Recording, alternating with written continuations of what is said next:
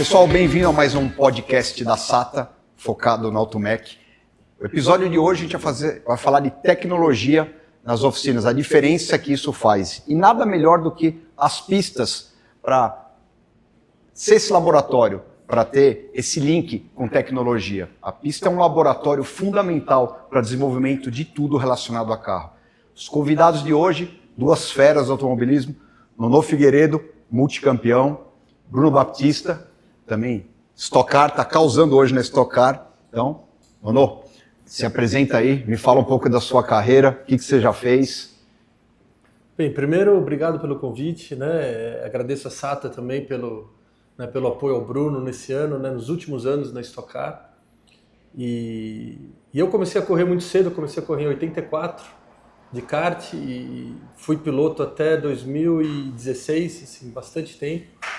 E praticamente cresci nas pistas e buscando... Seu pai corria? Meu pai correu, meu pai foi uma das pessoas que trouxe o kart para o Brasil. Sim. Na década de 60.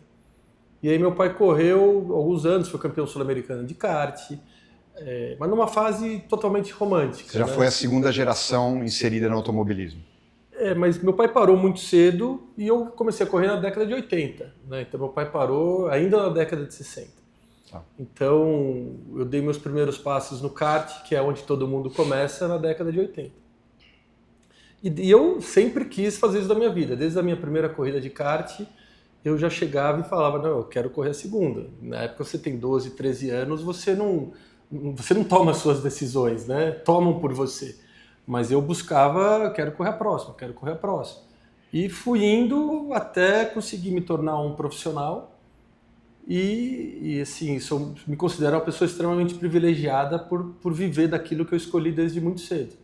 Né? Corri fora do Brasil, corri no Brasil, passei muitos anos correndo na Stock Car. E aí quando eu parei de correr de Stock Car, né, eu já conheci o pai do Bruno, né, de uma outra categoria, e aí a gente conversando, né, a gente começou a trabalhar junto, né, no meu caso junto com o Bruno e com o pai dele, para fazer esse processo da migração do Bruno de categorias de Fórmula, que corria na Europa, naquela busca pela Fórmula 1, e aí em 2018 ele foi para a Stock Car já num nível, né, extremamente profissional, um evento... Mudou muito da nossa época para agora, né? É outra categoria em todos os aspectos, né? Aspectos técnicos e no aspecto comercial, promocional. Né? Hoje, naquela época, o evento como um todo achava que a única coisa era a corrida. Hoje a corrida faz parte do evento. Um circo muito maior. Né? Então, né, os pilotos são muito mais... digo mais profissionais porque eles precisam aprender a trabalhar com as empresas que o apoiam, entregar o resultado também fora da pista, sabe? Então, e o meu trabalho com o Bruno desde 2018 vem sendo nessa direção de colaborar nesse processo dele. Você trabalha só com o Bruno ou com a equipe? Com o Bruno. Apesar de, né, por ter corrido muito tempo, é uma equipe que é a RC, né, do Meinha e do Marcel. É uma equipe que a minha primeira temporada na Stock Car, nessa nova fase em 2000, foi com eles, em 2000. Então é uma equipe que eu me sinto assim, super confortável em estar ali junto com o Bruno. Né? E sem dúvida nenhuma é a principal equipe da Stock Car, se você for levar em conta a quantidade de títulos. Legal. E Bruno, onde começou essa paixão aí por automóvel, principalmente de corrida? Bom, primeiramente, prazer estar aqui com vocês. Obrigado pela SATA, por todo mundo ter me convidado aqui para esse podcast. Cara, e assim, eu comecei há mais de 10 anos atrás no automobilismo. Já estou no meu 7º ano na Stock Car. Para te falar a verdade, quem me trouxe para a Stock Car foi o Nono. Na época, há 7 anos atrás, eu estava correndo na Fórmula 3 na Europa, em busca da Fórmula 1. E era um momento de mudança de chave para mim, que ou eu tentava chegar na Fórmula 2, tentando investimentos um pouco mais altos, porque a gente sabe que o investimento para chegar na Fórmula 1 e ali na Fórmula 2 são altos, ainda mais que a gente está falando em euro, a gente não está falando em real. Sim. Então, eu estava numa mudança de chave bem grande naquele momento e era um momento que o Nono também estava como manager de um patrocinador, que ele me trouxe junto para Stock Car aquele ano para fazer dupla com o Lucas de Grassi na época. Que, cara, para mim foi um ano bem chave que eu voltei para o Brasil, mudei minha cabeça. A gente sabe que quando você sai da Europa e volta para o Brasil para Stock Car, a gente deixa de sonhar com a Fórmula 1. Né? Como é que foi esse processo? Porque imagina, você tem o sonho de chegar na Fórmula 1 e você chegou no momento, você enxergou que vou trilhar outro caminho. Como é que foi essa guinada de você deixar de ter um objetivo e partir para outro? Conseguiu manter a motivação? Eu era muito novo na época, né? Então eu tinha acho que 18 anos, 19 anos eu tinha. E assim, eu tava no momento que eu tava correndo no mesmo final de semana da Fórmula 1, porque na época a GP3 corria nos mesmos finais de semana. Então assim, eu tava muito perto ali, tava sentindo o ambiente da Fórmula 1 e foi um momento assim que eu tive que parar, repensar, falar se eu quero ser um piloto profissional, acho que eu tenho que abrir a minha cabeça. Não existe só Fórmula 1. Sim. Então acho que, para te falar a verdade, foi um dos 2, 3 momentos mais difíceis da minha carreira de automóvel, porque eu tive que mudar totalmente a chave e começar a abranger mais categorias. E assim, eu acho que foi a escolha mais certa que eu poderia ter escolhido, foi naquele momento, foi vir para Stock Car, porque assim, cheguei em uma das melhores equipes, que era o Meinha na época, estou há 7 anos no Meinha, a equipe... Meinha na minha época fazia o carro do Paulo de Tarso, lembra? Exato. O carro do Paulo de Tarso tinha um negócio que eu olhava aquilo e ficava louco, cara. Ele pôs um adesivo na traseira do Opala dele que estava escrito assim: se é demais para o seu braço, não ultrapasse. Eu, molecão, quando eu vi aquilo, eu falei assim, cara, eu tenho que passar esse cara, ele está me desafiando. Cara, era muito engraçado. Então, e aí foi uma mudança de chave. Então, eu tô há 7 anos na mesma equipe, a minha sinergia com a equipe é muito boa. Ano passado a gente brigou pelo campeonato, foi meu segundo ano que eu cheguei no campeonato muito forte. Ano passado, no final, a gente estava disputando o título. Infelizmente, a gente não conseguiu, mas mostrou o nosso potencial, a nossa grandeza da Stock Car, que a gente está naquela equipe, porque a equipe confia em mim de estar lá, entre os melhores. Então, E como é que foi o momento de você chegar numa categoria com vários pilotos consagrados de muito nome e você, garotão novo, a hora que você está no grid de largada, você olha e são provavelmente caras que você... não digo ídolos, mas você já conhecia, já ouviu falar. Como é que foi esse momento? Como é que você trabalhou sua cabeça nesse momento? Eu acho que eu era muito jovem, sabe? Ainda sou, mas assim, eu tinha 19 anos e assim, quando eu vim para Stock Car, beleza, eu olhei, tinha Rubens Barrichello do meu lado, Nelson Piquet de outro, Zonta, Lucas de Grassi, que era um ex-Fórmula 1, sendo meu companheiro de equipe. Então, assim, foi algo... uma mudança grande para mim, uma pressão maior, mas ao mesmo tempo, assim, eu vinha de uma categoria muito forte, que era a Fórmula 3 na época, corria no mesmo final de semana da Fórmula 1, todas as equipes de Fórmula 1 já pegando os garotos ali como pilotos de desenvolvimento na Fórmula 1, então eu já estava sabendo lidar com uma pressão grande já. Então, o meu companheiro de equipe, naquela época, era o Lando Norris, que hoje em dia está na McLaren. Então, assim, eu já estava convivendo com pilotos de altíssimo nível. Então, assim, beleza, a gente voltou para Stock Car, voltamos não, né? Voltou para o Brasil, trabalhei com gente muito grande, mas assim, eu já estava vindo de uma categoria com uma pressão, assim, Já tinha pressão. Muito, muito grande. O pessoal não imagina a pressão que é um piloto, né? Às vezes você pega pilotos aí começando, você fala, pô, o cara é rápido, mas o cara é rápido sozinho. Exato. E aí, sob pressão, o cara se perde. E aí Ser piloto é difícil, cara. Acho que só que é uma pessoa que passou ou trabalha no meio, ali na equipe, sabe o que a gente convive, a pressão que a gente tá ali no meio. Cara, um errinho, 1/100º pode... são várias posições, 1/1000 na Stock Car a gente sabe que você pode largar de primeiro ou 10º, então é algo que a gente convive direto, né, na Stock Car. Tem um jogo mental, né, que é um pouco isso que você falou. Você perguntou para o Bruno, né, como é que ele se sentiu quando ele foi correr com pilotos que já tinham ali uma expressão na categoria, ou até mesmo quando ele chegou, o Rubinho já correu no Stock Car. E o Rubinho é uma referência para todo mundo, né? Correu quantos anos na Ferrari. Sim.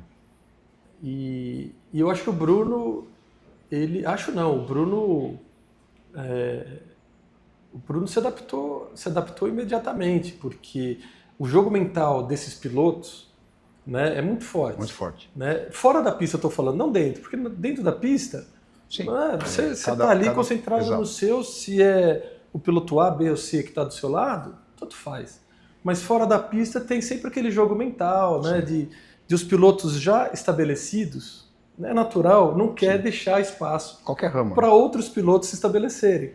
Né? Então, e é muito interessante ver esse processo, como cada piloto se comporta. Né? De você chegar já numa categoria top, que é Stock Car, o Bruno com 19 anos, e olhando todo mundo, assim, de igual para igual. Sabe? Não é porque é o piloto que correu na Fórmula 1 há 10 anos que eu tenho que abaixar a cabeça para ele. Sim, sem dúvida. Então, isso foi muito interessante. Eu nem nunca falei isso pro Bruno, mas é algo que me chamou a atenção desde a primeira vez, sabe? De essa pressão não ser pressão, né? Encarar isso de uma forma assim, muito natural. eu sou bom, você ser autoconfiante, né? Não quer dizer que você se acha melhor do que os outros. Não, é você ser autoconfiante.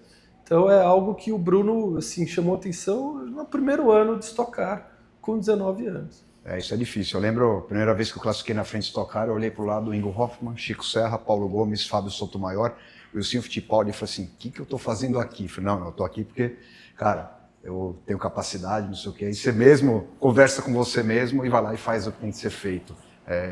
É um dom que tem que ser um piloto muito bom e muitas vezes a experiência não são os anos que trazem, né? É algo que já nasceu com você, né? Exatamente. Assim, eu até lembro, falar de nomes grandes na Stock Car, o meu segundo pódio na Stock Car foi no Velopark, quando eu estava disputando com o Rubens Barrichello a primeira posição na corrida 2.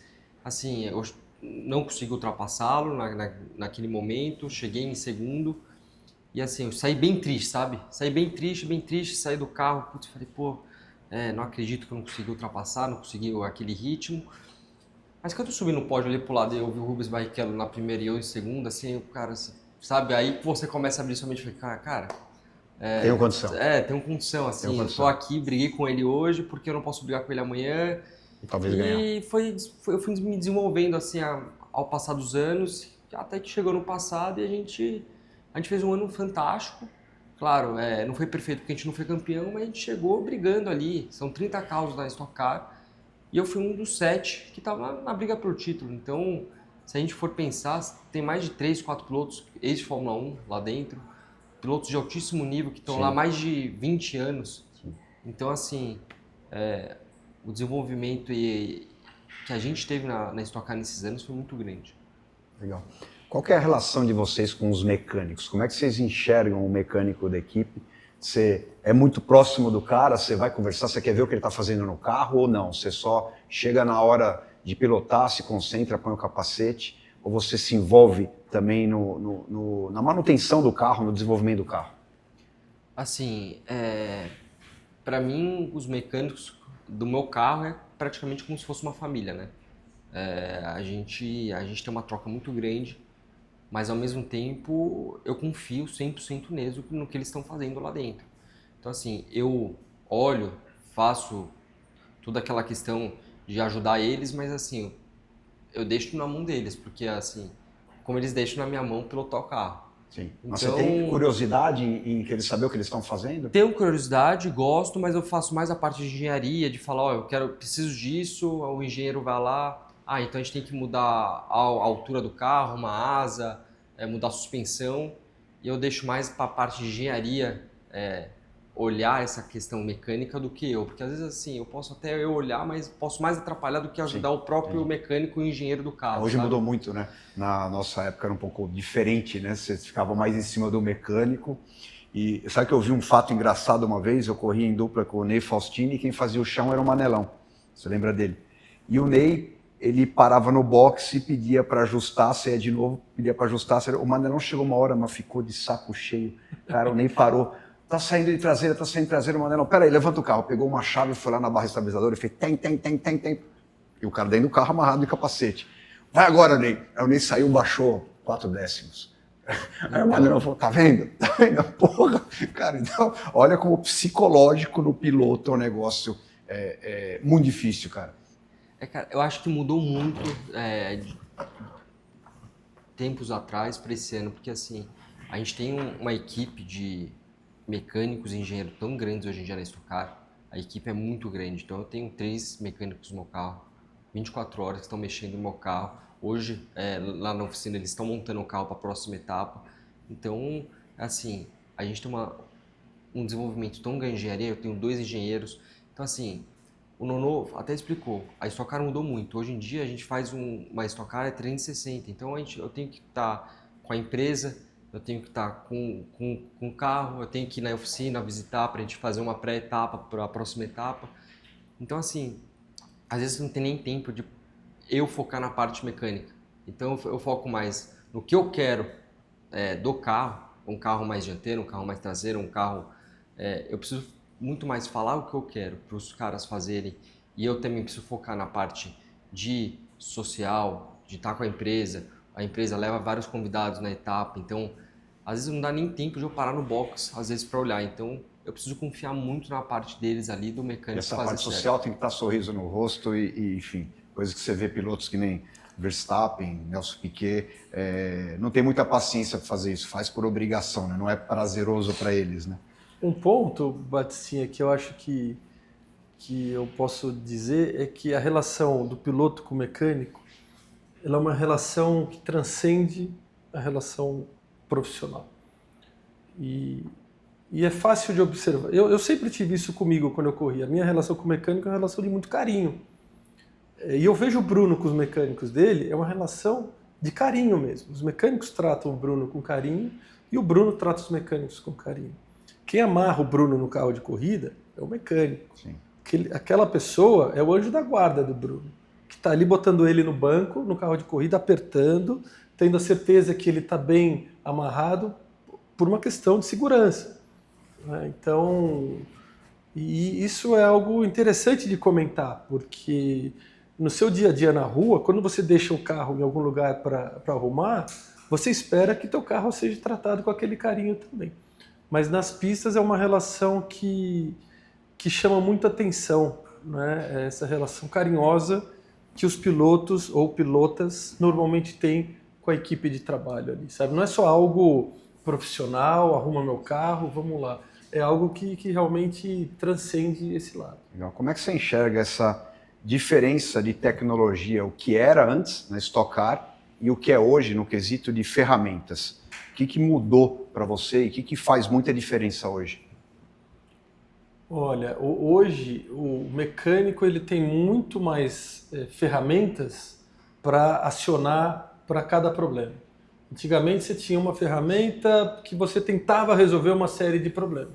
Hoje você tem ferramentas super específicas, você precisa acessar um cantinho do carro, você tem uma ferramenta específica e por aí vai. Antigamente não, antigamente o mecânico tinha que se virar com o que tinha para conseguir resolver o problema. Então a facilidade que o mecânico tem com esse avanço da tecnologia, com essas ferramentas novas, é algo fenomenal. E aí falando eu da minha parte, quando eu corria, eu adorava ver, sabe, o box com ferramentas novas, bonitas, sabe? Que hoje eu vejo que isso acontece aqui na SATA também. Além das ferramentas serem, né, ultra funcionais, tem um aspecto, né, te dá um status hoje ter uma ferramenta SATA. Sim, você imagina o nível de precisão que uma equipe de automobilismo tem que ter. Vou falar um detalhe, a chave está encaixada no lugar certo no carrinho de ferramentas. Você imagina uma oficina que o cara tem uma gaveta e todas as ferramentas amontoadas. Transfere isso para a pista. Precisa ajustar uma coisa no carro num treino que tem 15 minutos. O cara vai ficar procurando uma ferramenta?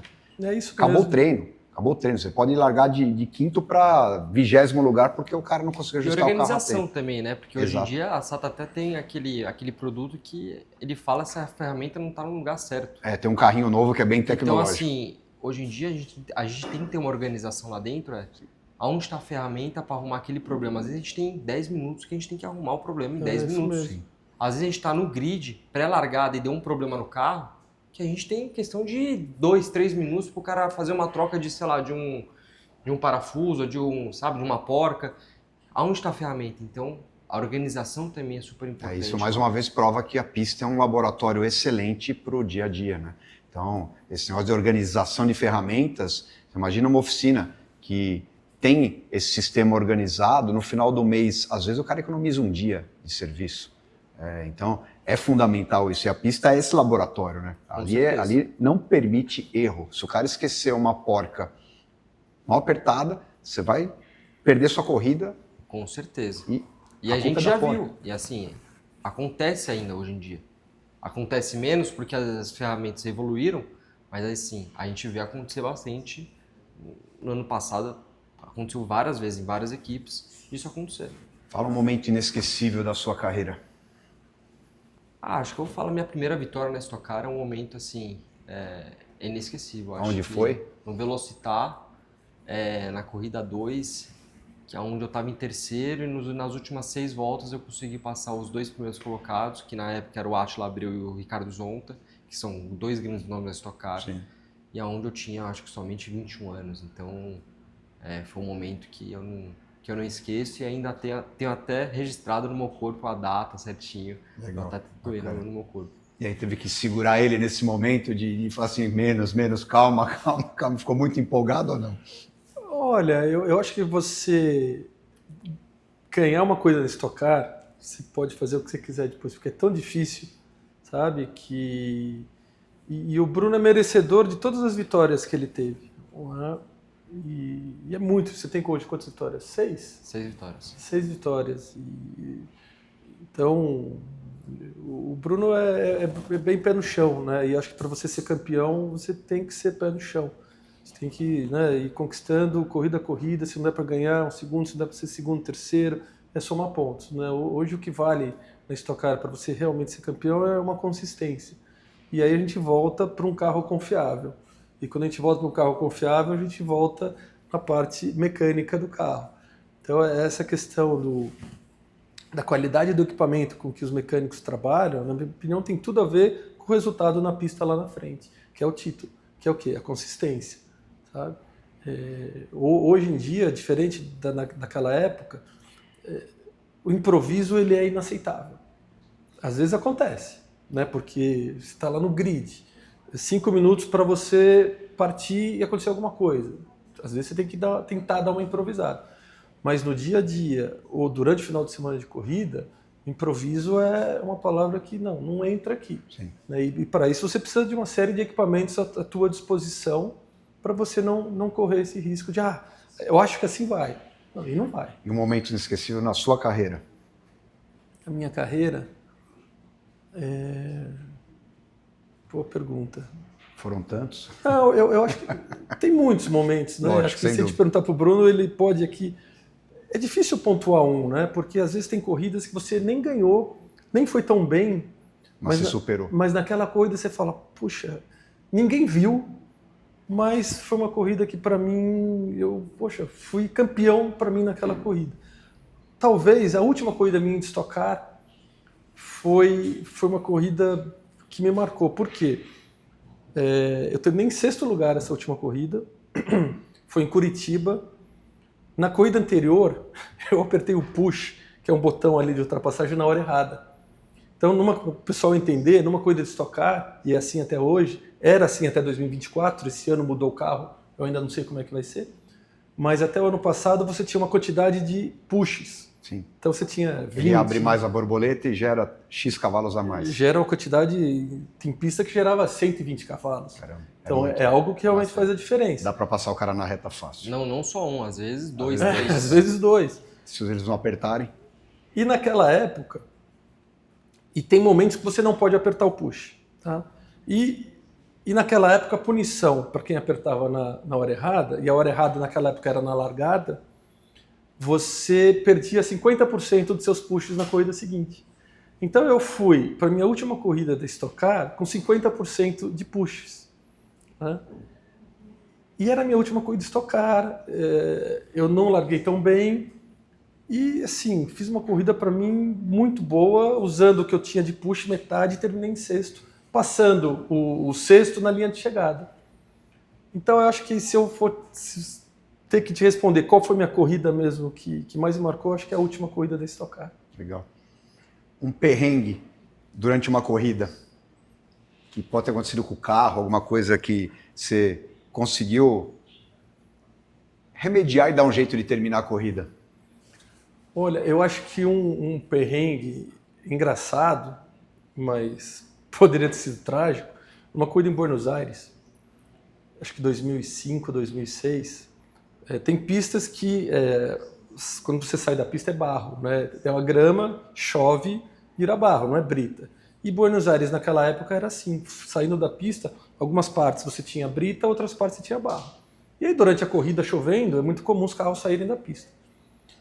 E aí durante a corrida os carros iam saindo da pista, iam jogando, quando voltavam, barro, e aquele barro ia vindo pro vidro dianteiro. E chegou uma hora que ninguém enxergava mais nada. Não era eu, ninguém. E aí, não sei quem que começou isso, mas os carros, quando passavam na frente dos boxes, os mecânicos pegavam um balde de água e jogavam nos carros, para limpar o vidro. Inclusive no pneu. E aí aquilo assim, aí começou, não sei como, né? Quem teve essa ideia, quem que falou no rádio, e aí todas as equipes, quando você passava ali, jogavam água para tentar fazer o piloto enxergar um pouquinho mais. Então é uma situação, acho que ninguém lembra disso, que faz, sei lá, 20 anos, mas é uma situação bem engraçada e, né, poderia ter sido trágica, mas não foi engraçado. Legal. Você, Bruno? Um perrengue em corrida. Um perrengue em corrida. Então, a gente não foi em corrida, mas foi no final de semana de corrida.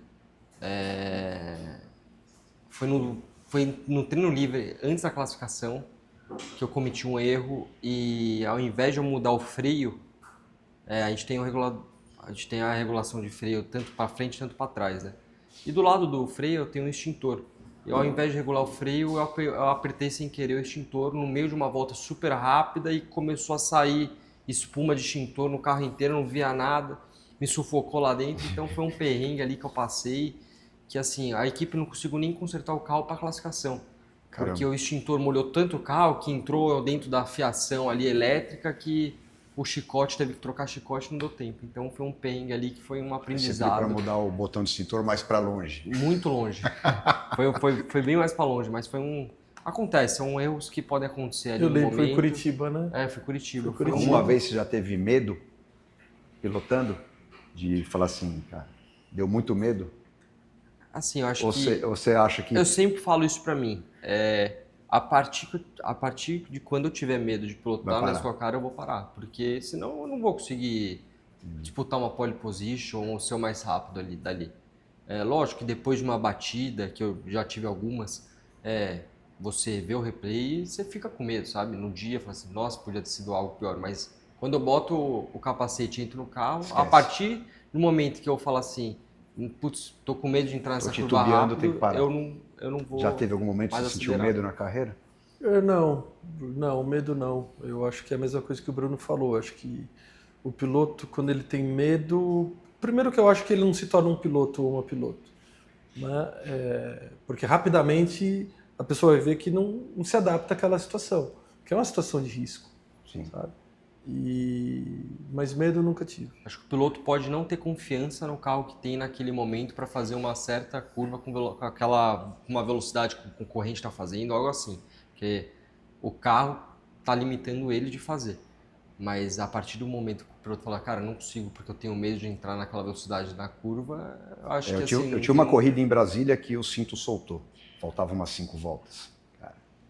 Imagino. 5 não dá nem para voltas frear sem direito. cinto, eu acabei moído. E teve uma em Goiânia, anel externo, que era Opala ainda, que aconteceu exatamente isso. O pessoal beliscava ali na zebra do lado de dentro e jogava terra para a pista. E algum foi mais para dentro, encheu de terra e a gente entrei numa nuvem de terra sem saber o que tinha dentro da nuvem.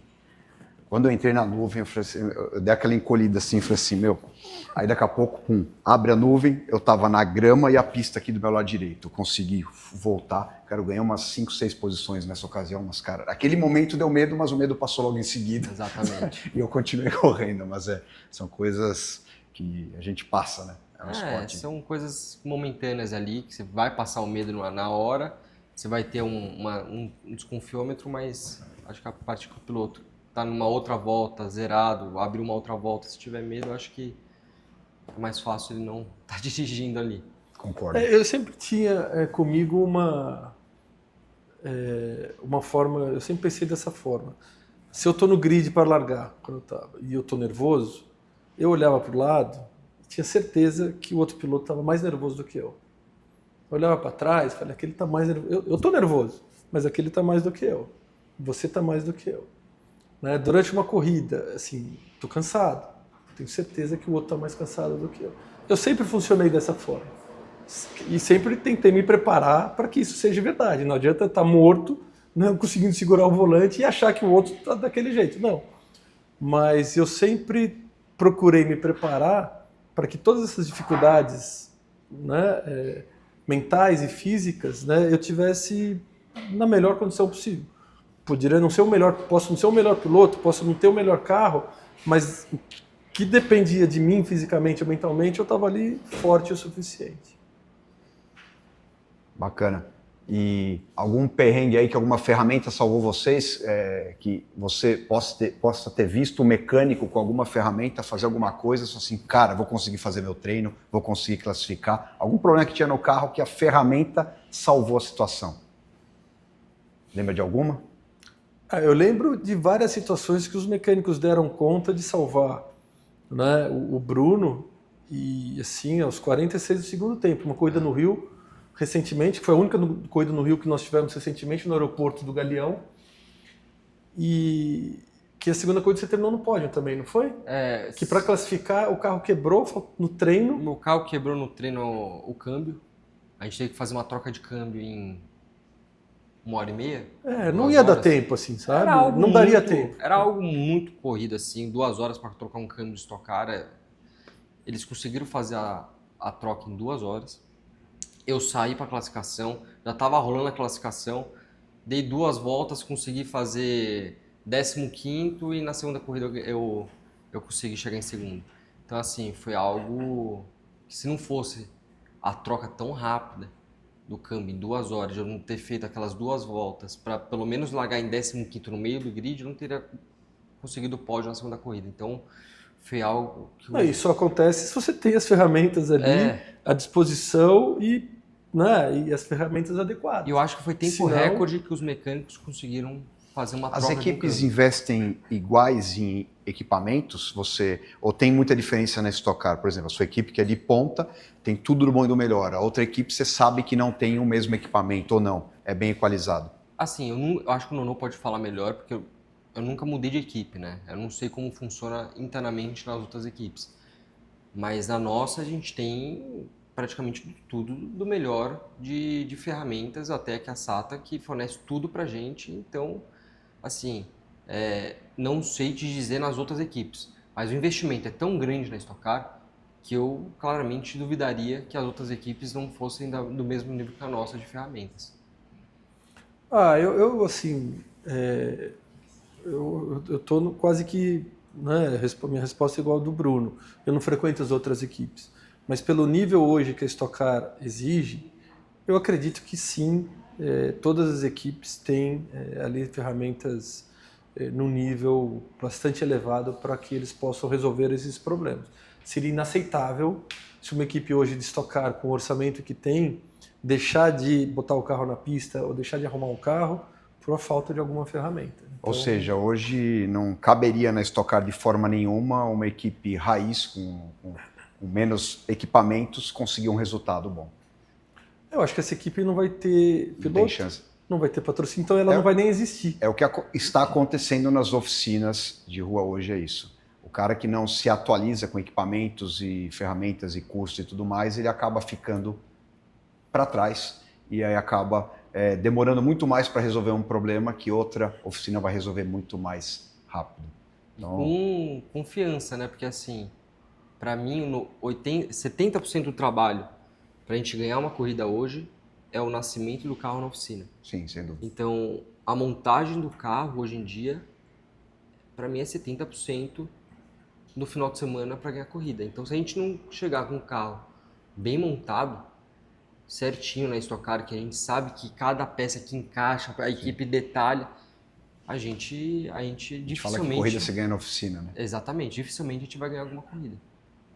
Legal. Eu concordo. Bom, vamos para umas perguntas aqui do pessoal. O pessoal mandou. Vamos lá. Qual erro técnico maior que você já cometeu e percebeu só depois da corrida? Eu acho que você já contou o do extintor aí, acho que... Imagina. Esse aí foi o meu maior erro, porque assim, não só prejudiquei o treino, que eu perdi algumas voltas de mostrar o potencial ali do carro, como me prejudicou na perda do treino da classificação também. Então prejudicou meu final de semana inteiro, um erro que foi bem... E tem Foi bem outra, amador. a questão do extintor, ela é tão complexa porque o líquido, ele é corrosivo. Então, e o líquido entra em lugares, né? Entra em tudo quanto é lugar. Então, É para isso, né? Para ele poder apagar, é uma química, né? É aqueles extintores, não é mais gás halon, né? É uma espuma, né? Antigamente tinha o normal, tinha o gás halon, que era um gás que tira o oxigênio e apagava o fogo, e agora tem essa espuma que é mais... É uma espuma, é uma pressão grande, o Bruno saiu molhado, e essa espuma, ela vai penetrando em cada lugar. Então, aconteceram problemas futuros por conta disso, principalmente na parte elétrica. Na corrida seguinte, Ainda tinha a vestígio. gente teve um problema elétrico que corroeu a parte elétrica daquele fio.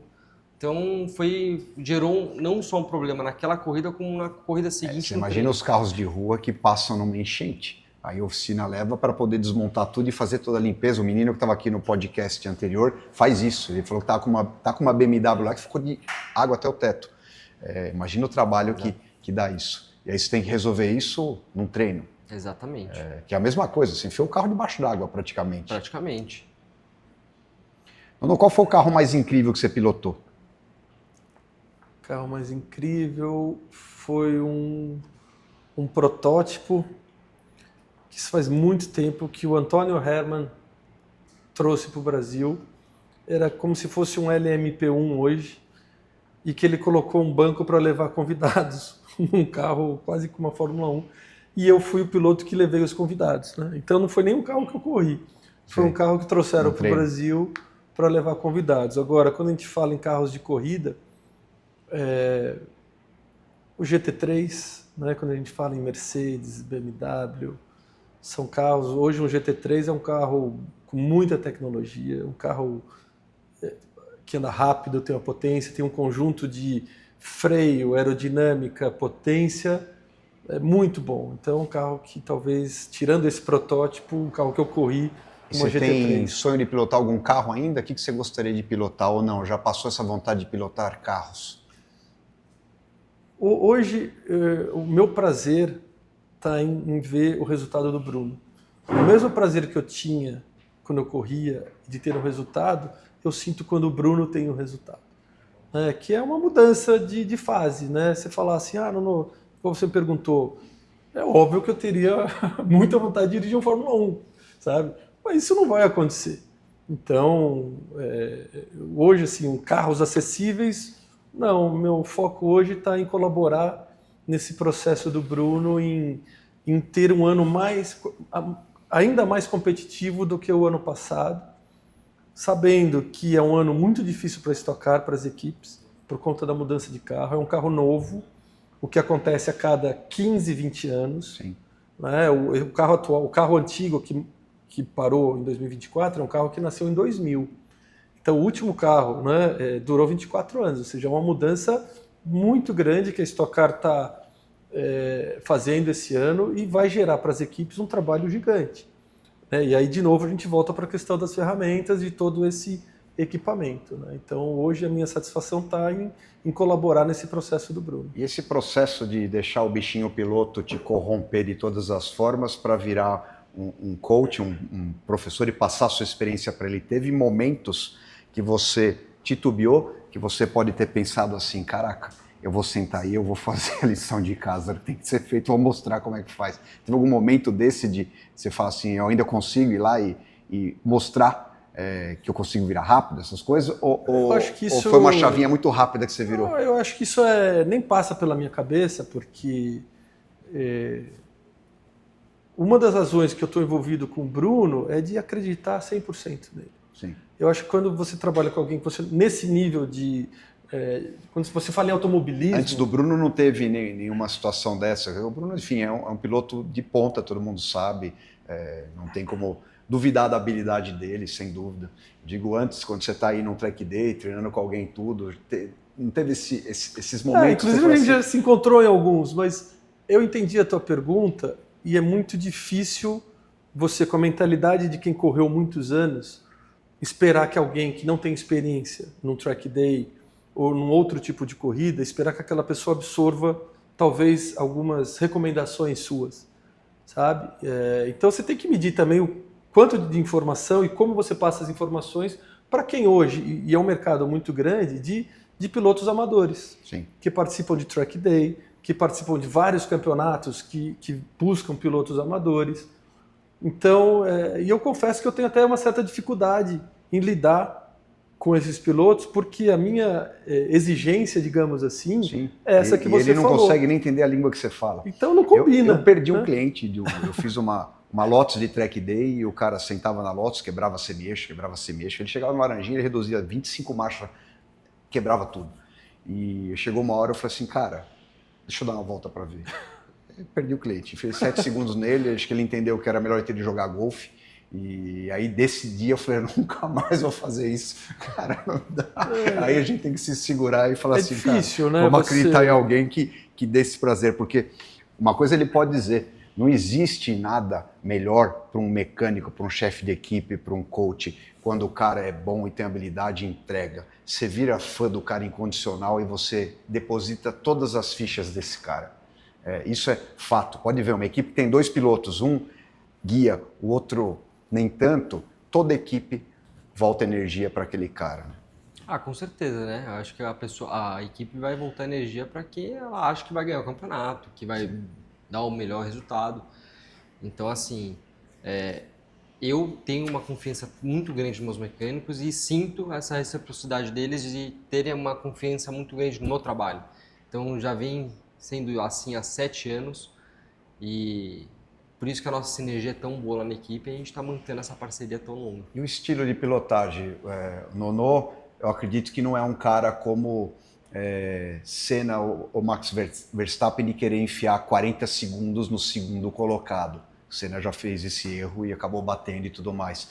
É difícil explicar o motivo. Muitas vezes você pode pensar que é ego e ele quer mostrar para o cara que ele é dominante. Você não tem esse problema, você consegue vir e falar, eu vou pensar no campeonato e se eu abrir lá X segundos já tá bom, vou ganhar a corrida, é o que me importa. Você tem esse controle com o piloto? Você sempre foi nessa pegada ou você sempre foi de querer...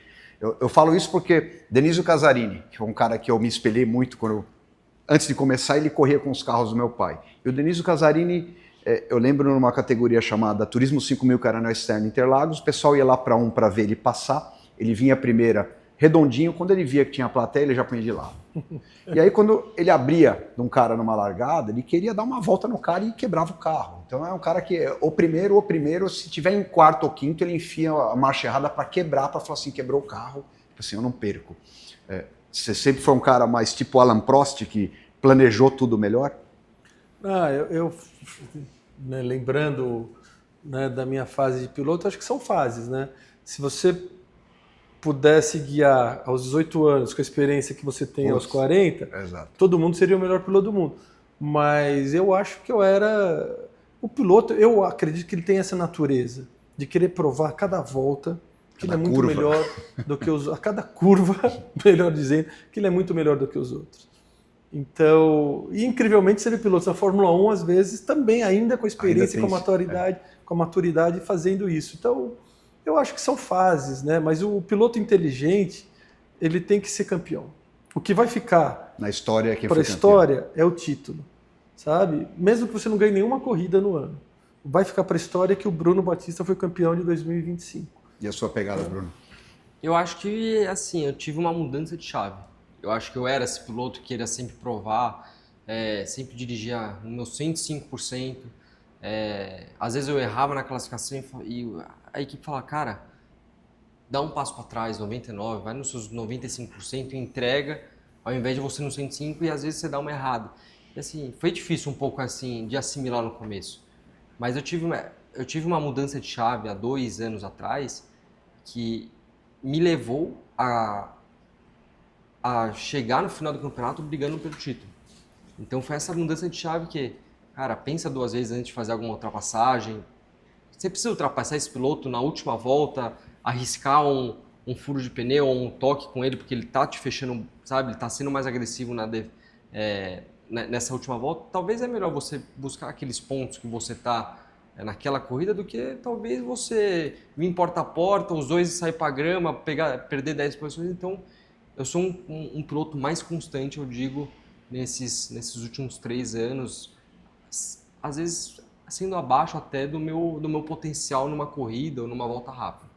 Mas se precisar, esse lado tá lá guardadinho, você pode sacar ele... Eu acho que sempre tá guardado. Eu acho que assim, num Q3, na Stock Car são 3 classificações, né? Então você vai passando de fase. Então assim, num Q1, no Q2, você vai ser um piloto mais constante, tentando buscar os 95%. Mas quando você tiver a chance de ter só uma volta para buscar o primeiro lugar, você vai fazer o seu 100%. Você vai tentar buscar o limite. Mas tem algumas horas que você não precisa buscar esse limite, porque às vezes não é necessário, entendeu? Bacana. E tem, só completando, que eu acho que tem um lado também interessante. Saindo do lado da performance, que é o que o Bruno colocou, da volta perfeita, tem o lado nas corridas de você não virar um saco de pancada. Tá? Então, todo mundo está testando todo mundo durante a corrida, né? Que é a hora que está todo mundo ali disputando. Num treino, você tem um carro na frente e um carro atrás, você deixa ele embora, né? Porque você quer treinar sozinho para achar a melhor performance. Na corrida não tem como. E aí na corrida tem gente que, né, defende muito bem, tem gente que não defende, tem gente que se você dá um toque nele, né, às vezes ele vai para fora, tal, e na corrida você tem que mostrar os dentes às vezes. Às vezes você pode ficar quieto, né, você aceita aquele soco que você tomou, entre aspas, desleal, para não causar uma situação pior. Mas às vezes você tem que dar um soco também. Né? Então é engraçado essa medição de forças que existe durante as corridas, que ninguém vê, ninguém fica sabendo, mas o piloto sabe. Na minha época de Stock Car, quando eu cheguei novo lá com aqueles dinossauros, já começou comentário que, putz, esse cara aí veio de São Paulo, parece que ele guia bem, caramba. Aí o Carlão, cara, fez um comentário, fica tranquilo que a gente vai mandar ele voltar para São Paulo rapidinho, não sei o que, eu já fui para a corrida tremendo, né? Falei, putz, os caras vão me caçar, não sei o que. E aí eu fui dar uma reduzida, era câmbio Sainz na época, eu estava atrás do Lúcio, que corria de Stock Car, eu fui reduzir terceira, entrou quinta. E eu, dei uma porrada nele, ele foi lá fora, falei assim, nossa, tirei o pé, fiquei com medo atrás do cara durante a corrida. E falei assim, cara, não, vou passar. E passei ele, cara, a gente, naquela época era muito diferente, né? Eu lembro, primeira corrida minha em Cascavel, eu não tinha a menor ideia como é que fazia aquele bacião. E eu não tive dúvida, fui no box do Ingo, prazer, Batistinha, tudo mesmo, primeira corrida aqui, cara, como é que faz o bacião ali? Olha, a mão parou, olhou pra mim, falei, agora ele vai mandar para aquele lugar, né? Se fosse o Paulo Gomes, tinha mandado para aquele lugar. Aí ele falou assim, cara, você faz assim, assim, assim, assado. Eu tava com 14º tempo, fiz 7º, 8º tempo. Cara, aí eu passei a admirar o cara de uma forma, não só como piloto, que eu já admirava, como ser humano. Isso é muito legal, você admirar o cara não só como piloto, como ser humano, né? Coisas que hoje em dia se perguntar quem você prefere, Hamilton ou Verstappen? É difícil, né? Eu acho que cada um vai ter uma opinião, mas... Na sua opinião? Eu prefiro o Verstappen. Porque ele é mais eficiente? Ele é mais eficiente, eu acho que o jeito dele tratar ali um final de semana de corrida, eu acho ele mais focado só em entregar performance. Sim. Entendeu? Então eu só vejo ele Agora você começar a analisar como um todo, como pessoa, aí o Hamilton pesa muito porque ele tem todo um trabalho com certeza. Por trás tudo. Com certeza. Qual que você prefere? Eu achava que o Bruno ia falar o Hamilton, por conta do número do Hamilton 44 ser o número do Bruno. Mas eu acho que não dá para comparar, sabe por quê? Porque o Verstappen está numa fase... Quantos anos tem o Verstappen? 24, 25? Nada, 27. 27. O Hamilton tem 40. Né? O Hamilton com 27, eu acho que ele tinha essa mesma fome de pista que o Verstappen tem. O Hamilton com 40, ele virou um superstar. Né? Ele transcendeu a pista, ele é um superstar hoje. Né? É reconhecido onde quer que ele vá. O Verstappen nem tanto, ou seja, né? O Verstappen é focado no resultado e tal. Mas talvez, se ele continuar correndo e tiver 7 títulos, ele vire um superstar e comece a pensar em outras coisas. Eu acho que ele nem quer, né?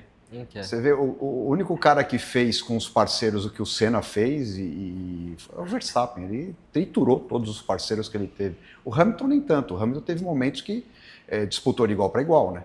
O Verstappen, assim, não dá chance. Então, como piloto, se analisar friamente, o Verstappen é do nível que foi o Senna, no quesito de entregar a alma para aquilo, se dedicar a tudo, e só aquilo e não quer saber de mais nada. Você fala, você vai correr de graça naquela equipe que tem o carro de ponta, ele larga tudo e vai. Agora, tem muitos pilotos que falam assim, não, pera um pouquinho, eu quero saber de outras coisas. Né? Concordo. Mas eu acho que o Hamilton, com a idade que ele tem, e tá numa Ferrari, e ter ganho a corrida agora que ele ganhou, né, a corrida sprint da China, você tem que tirar o chapéu.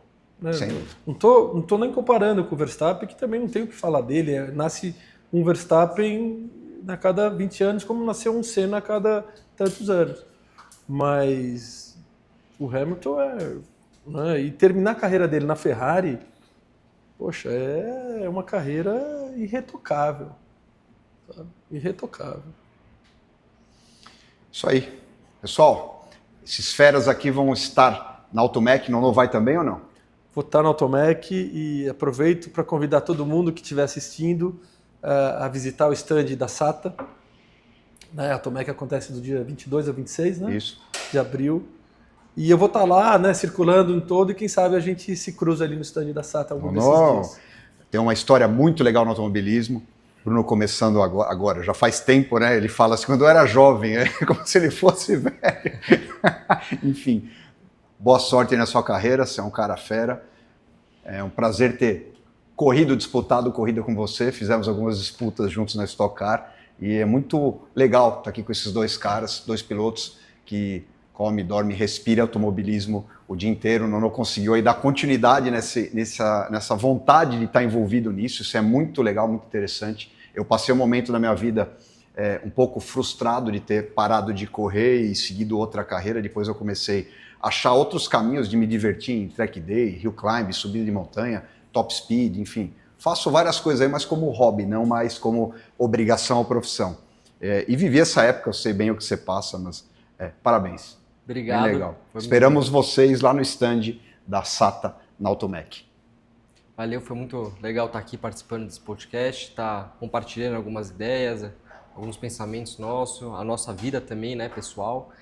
Então, a gente vai estar lá no Automec, no stand da SATA também. Então, convidar todo mundo para a gente se encontrar lá, bater um papo e sempre o stand da SATA. E os mecânicos aí, cara, que gostam da SATA, tem que torcer para esse cara. Ele carrega a SATA no carro, tá levando nós para as pistas. Esse cara é fera. É isso aí.